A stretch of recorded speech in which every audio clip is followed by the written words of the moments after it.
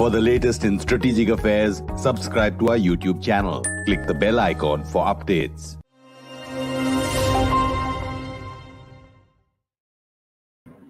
This is StratNews Global. I'm Amitabh. Revi. On the gist, we are looking at the just concluded UN Counter Terrorism meet that was held in India with Ambassador Asoke Mukerji.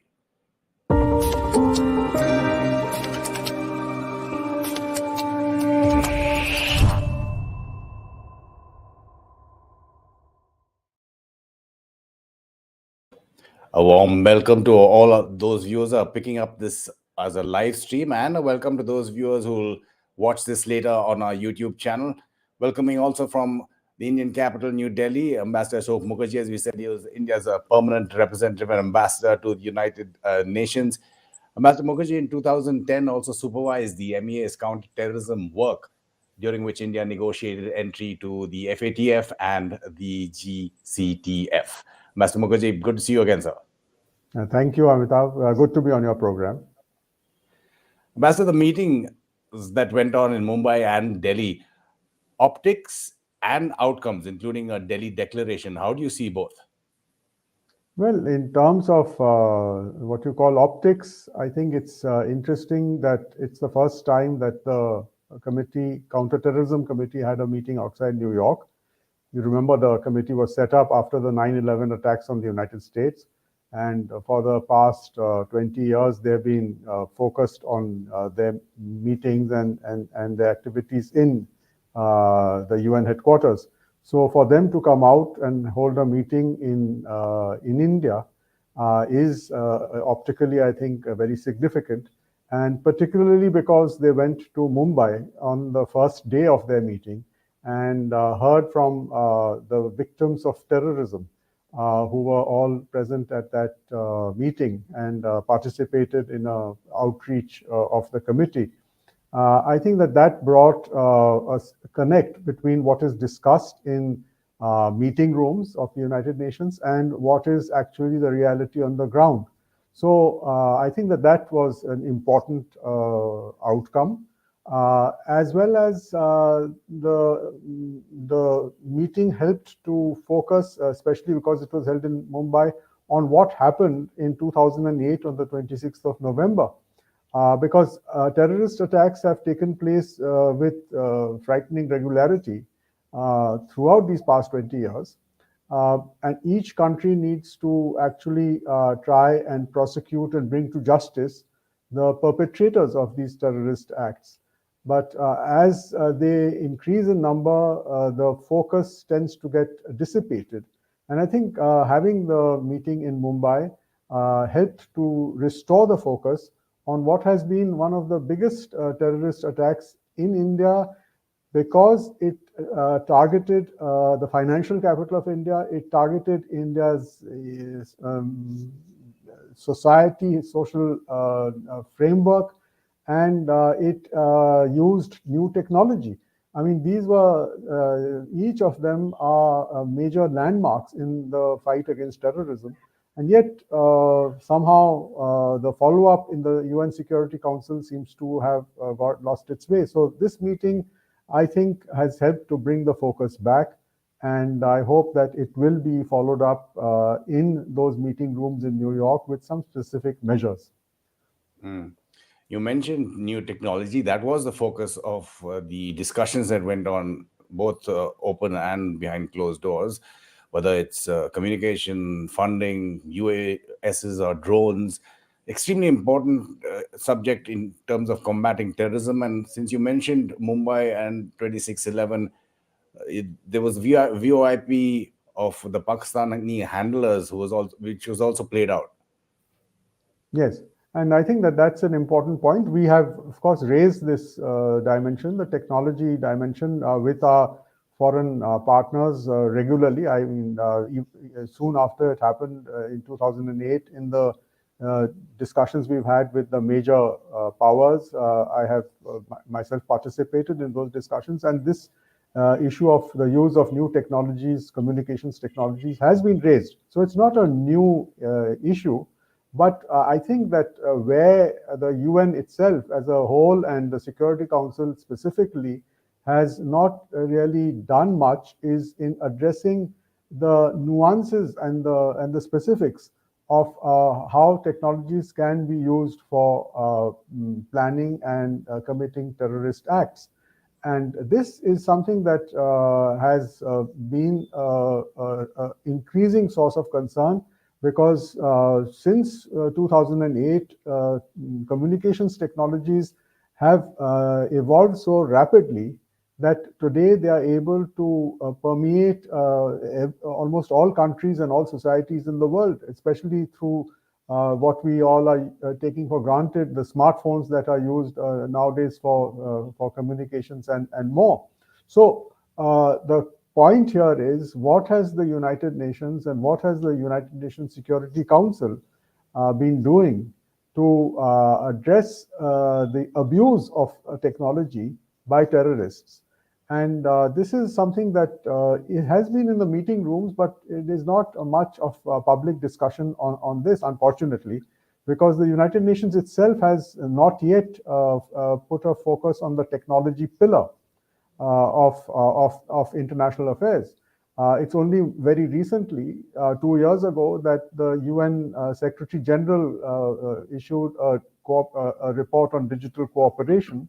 Earlier this year, he appointed his second technology envoy, who is Ambassador Amardeep Singh Gill from India, who is now the UN Under-Secretary General for Technology and the envoy of the Secretary General for Technology.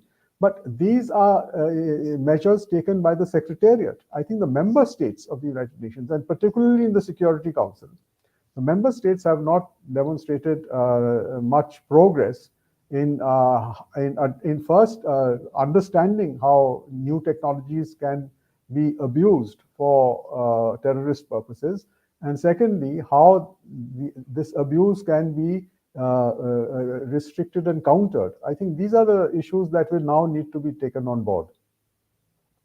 Member states, you're pointing out, haven't taken on the dimensions of new technology, but member states have not been taking on concerns about terrorism as well in terms of action.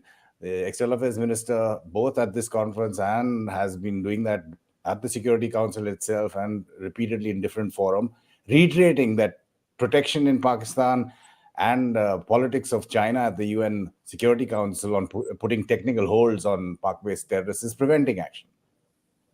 Yes, I think that that's true. I mean, if you look at it in very broad terms, there are two sets of issues. One are the policy issues, and the policy issues are related to the decisions taken by the United Nations, the Security Council resolutions, or the General Assembly resolutions. These are policy issues. Now, in that, there has been very small incremental progress. In substantive terms, not in terms of the number of documents that are available. The number of documents are a lot. The Security Council itself has more than 50 resolutions on countering terrorism. But at the end of the day, what has been the impact of these 50 resolutions on countering terrorism is not clear. And that's because of the second dimension of this issue, which is the measures that are taken.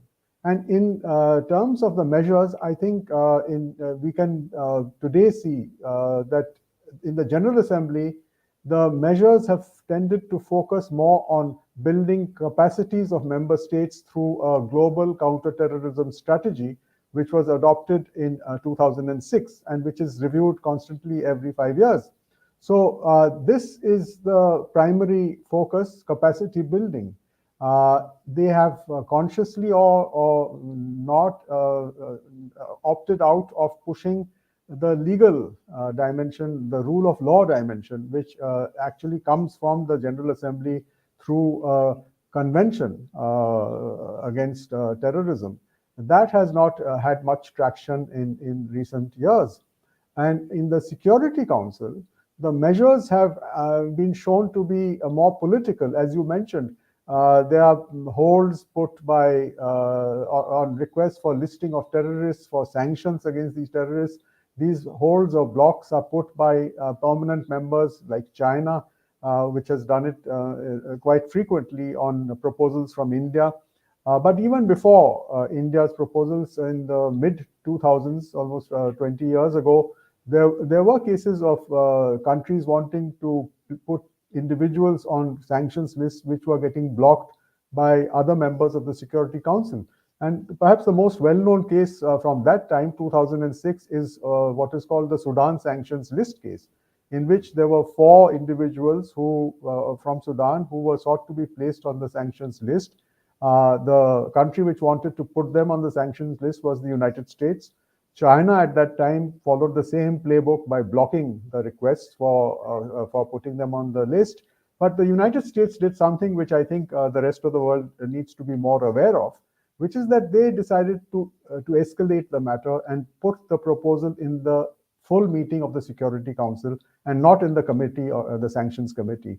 And they forced countries to take a position by calling for a vote.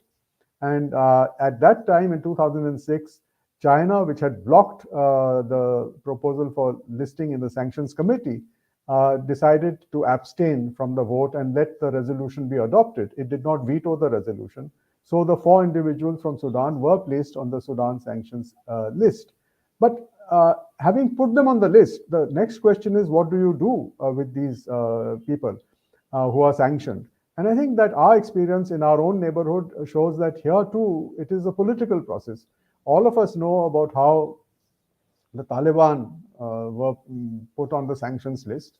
Then in 2011, many of the Taliban were taken out from the big list, which was known as the Al Qaeda list, and a separate list was created by the 5 permanent members acting together.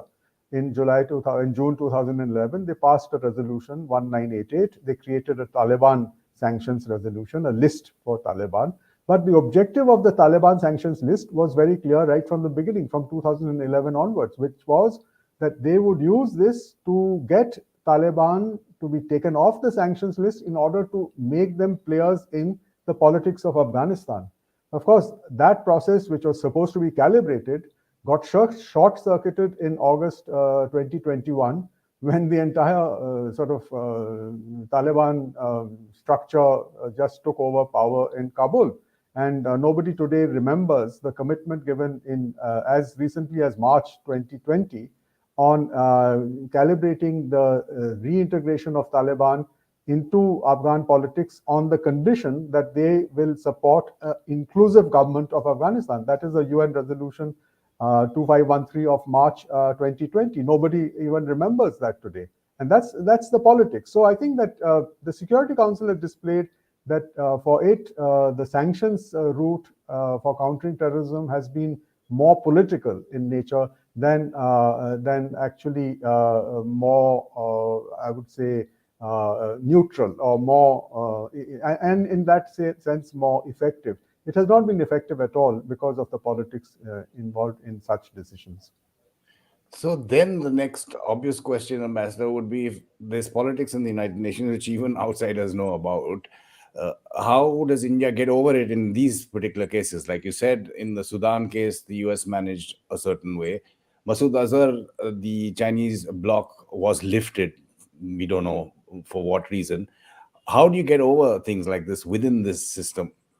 Well, within the system, as I think our minister is now very clear in his statements, the way ahead for India is to become a permanent member of the Security Council.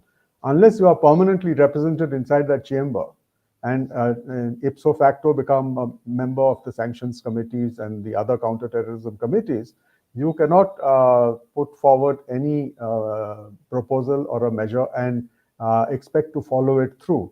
So permanent membership of the Security Council is important because of this reason. And in the General Assembly, I think that the time has come for India to follow up what we began in 1996, which was to propose the UN adopt a comprehensive convention on international terrorism. That proposal was made and in the General Assembly, in the 6th committee, the legal committee, it was discussed. And by 2015, through a process of negotiations facilitated by inside the legal committee, a solution was proposed that we adopt a convention on comprehensive convention on international terrorism, And we also adopt at the same time a resolution of the General Assembly which would reflect the political positions of the countries which had some concerns regarding this convention. But after that, the polarization of the permanent members became so great that this whole attempt to adopt a convention on international terrorism has not moved much. And I think the position still remains, as I just described, that there is a proposal made by the facilitator in the sixth committee, the legal committee, to have a convention and a political resolution. So this needs political will. And I think that if India does want to pursue this, then India would have to seek election for the presidency of the chairmanship of the sixth committee, the legal committee, and from that committee take it up into the General Assembly for a decision. So you've answered, in fact, one of our viewers' questions, Ambassador Jaideep Gadavi. You asked, where are we with the CCIT? It seems that just like our permanent seat, it seems stuck. We could flesh that out a little bit more a little later. But again, I wanted you to explain for a bystander or a lay viewer or someone who's interested in international affairs and strategic relations, in terms of the UN, the difference between the meeting that was held by the United Nations Security Council Counterterrorism Committee and the other committees that you were talking about, the Sanctions Committee, which dealt with the Taliban or the Al-Qaeda. Well, I think one of the important distinctions is that the Counterterrorism Committee was created by Resolution 1373 after the 9/11 attacks and is the umbrella committee.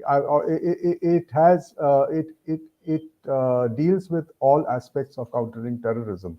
But the way it works is it depends on the information provided by member states to the 15 members of the committee. And in a period of time, especially in the first few years of its operation, the Counterterrorism Committee was able to collect a database of where member states stood with regard to implementing UN Security Council resolutions on countering terrorism. Especially at that time, it was the Al-Qaeda 1267 resolution, which was the big resolution to counter what happened in 9/11 in the United States. But as the process of bringing to justice in one way or the other the perpetrators of 9/11 went on, the focus tended to get diluted. And today, the Counterterrorism Committee spends a lot of time again in issues relating to capacity building of member states, in assisting them through the Counterterrorism Directorate, the Secretariat.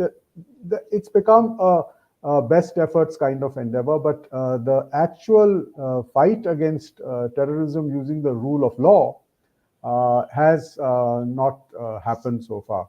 I believe that if the UN General Assembly had been able to adopt an international convention on countering terrorism, the comprehensive convention that we talk of, the CCIT, that would have actually given the UN Counterterrorism Committee a legal framework which it could have used to pursue one approach to countering terrorism using the rule of law, which is contained in the draft of the CCIT, and that is the principle of prosecute or extradite. Now, this legal principle is important. It has been upheld very recently in what is known as the Hussein Habre case, which went to the International Court of Justice. And it has a long history. And India has been part of the history of this, of how to bring this principle into international relations. It goes back, in fact, very curiously, to a partnership between India and France in 1936, when they both were members of the League of Nations. And the French wanted to seek the prosecution or the extradition of the terrorists who had assassinated their former foreign minister, Bartho, at Marseille, along with the king of Yugoslavia.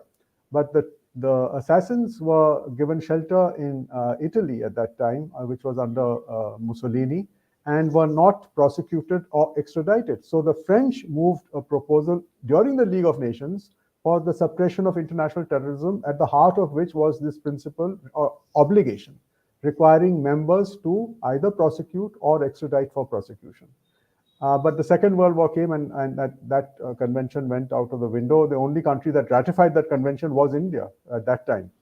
So when this topic came back after the Munich Olympics and the killing of the Israeli athletes in Munich in 1972, it was again discussed, and by 1996, a long period, the principle of prosecute or extradite again came back. But what has happened and what overtook that idea is the decision pushed, I think, by the United States and its Western allies to focus on sectoral conventions for countering terrorism rather than having an omnibus convention to counter terrorism. So they harvested conventions like nuclear terrorism or financing of terrorism, but they left the comprehensive convention, which had been the first draft of which had been made by India in 1996, on the side of the table. Today, when the sectoral conventions probably have come to completion, I think the time has come for attention to go back to the main convention, because that is the missing link of the legal rule of law-based architecture to counter terrorism using the United Nations. Master, you worked on India getting into or negotiating its way into the FATF. Explain how the FATF sits in this whole counterterrorism jigsaw. And just, I think I saw a question or a comment from one of our viewers, if I can find it. But go ahead, you can talk about FATF. I'll try and find that comment. Well, India has been part of two initiatives which were taken to counter terrorism after after the 9/11 attacks. The first was the focus on using the Financial Action Task Force, which is serviced by the Organization for Economic Cooperation and Development, the OECD, and is based and headquartered in Paris. And the Financial Action Task Force was a select group of countries. So India sought to enter into this select group of countries, for which India had to fulfill certain requirements to demonstrate that we were fully entitled to be a full member of the Financial Action Task Force. And led by our Ministry of Finance, the team included representatives from the Ministry of External Affairs at that time.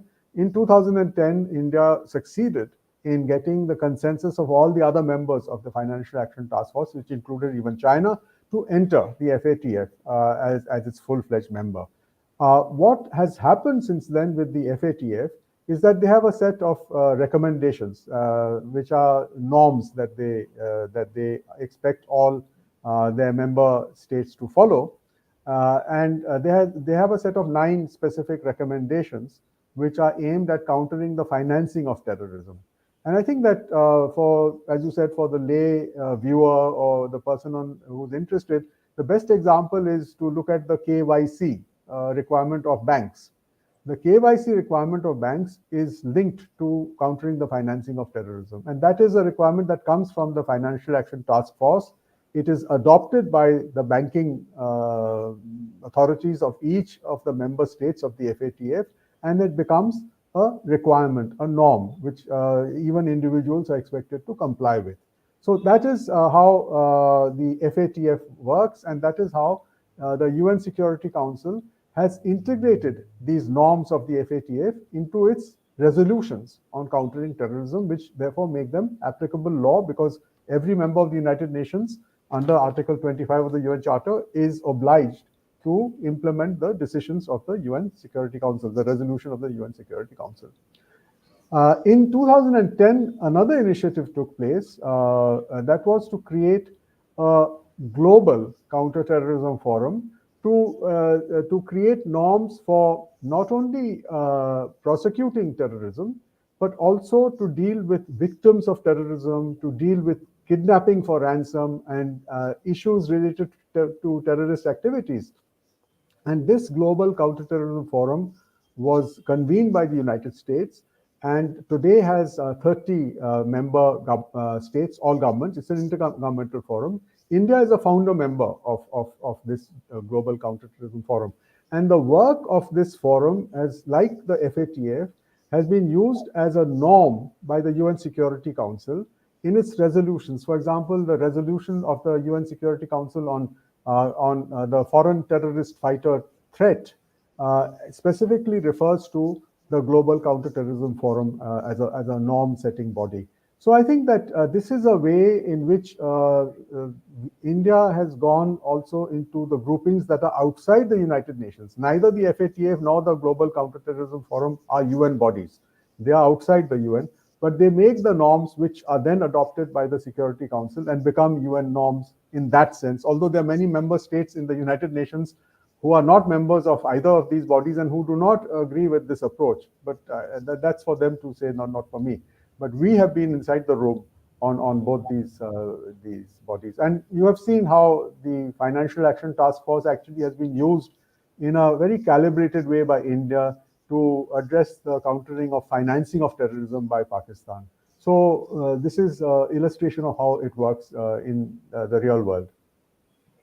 You talked about the difficulties of one getting a terrorist listing, and then what? Even after that listing, is just a comment that I'm going to take from one of our viewers, Tanuj Abe Khanna, who says, have your own Raymond Davis and get the job done. Listing is so 20th century, and of course, referring to that CIA operative in Pakistan. But Matara asks, Ambassador, do you think India and the Indian public pays undue attention to an organization which is completely dysfunctional? She goes on to say, as a bystander, I think the UN cannot stop international terrorism.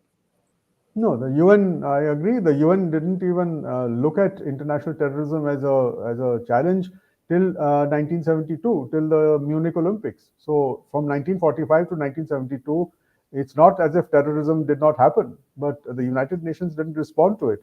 And then the kind of description that I've given of the way the General Assembly and the Security Council have dealt with countering terrorism does validate what you're saying, that the United Nations has not yet shown that it can effectively counter terrorism. I would agree with that.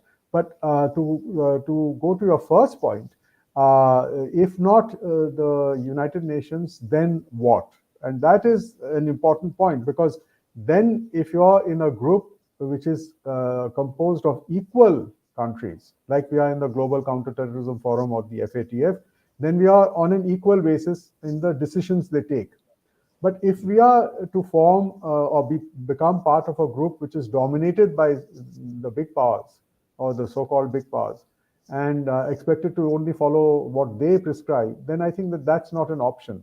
So the fallback position to avoid that is to use the United Nations, which is General Assembly, which is one country, one vote. But the UN Security Council is not a viable forum for India as long as India is kept out of being an equal permanent member of the Security Council. So I would agree with that point.